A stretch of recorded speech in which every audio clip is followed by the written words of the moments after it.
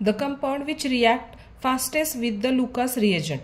आता इथं ऑप्शन काय दिलेलं आहे, first one that is butane 2 all, second butane 1 all, third काय 2 मिथाइल प्रोपेन 1 ऑल आणि फोर्थ ऑप्शन काय दिलेलं आहे तर 2 मिथाइल प्रोपेन 2 ऑल दिलेलं आहे. बरोबर आहे.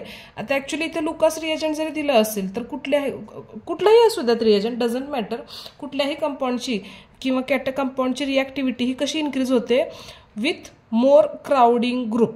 जो ग्रुप सगळ्यात जास्त क्राउडेड असतो त्याची रिॲक्टिव्हिटी काय असते, खूप जास्त असते.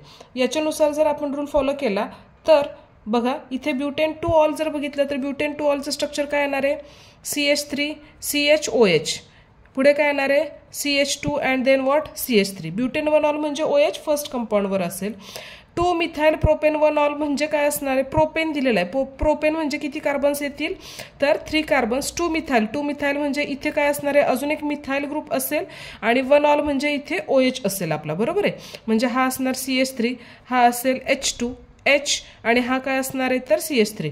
पण जर हे स्ट्रक्चर पाहिलं आपण 2 methyl propane 2 ol, 2 methyl propane 2 ऑलचं मिनिंग काय तर 3 कार्बन असणार आहे टोटल आपले.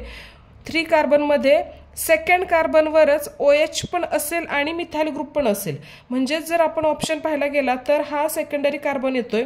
हा जर कार्बन पाहायला गेला ब्युटेन 2 ऑल, इथे येणार आहे आपला primary carbon atom. 2 methyl propane 1 ol जर घेतला तर इथे काय येतोय, हा पण आपला सेकंडरी कार्बन ॲटम येत आहे.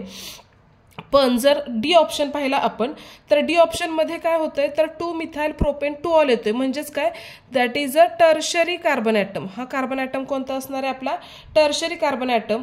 म्हणजेच काय तर हा मोर क्राउडिंग ग्रुप आहे. So that's why option number D is correct. का, कारण की हा मोर क्राउडिंग ग्रुप येतोय. ओके.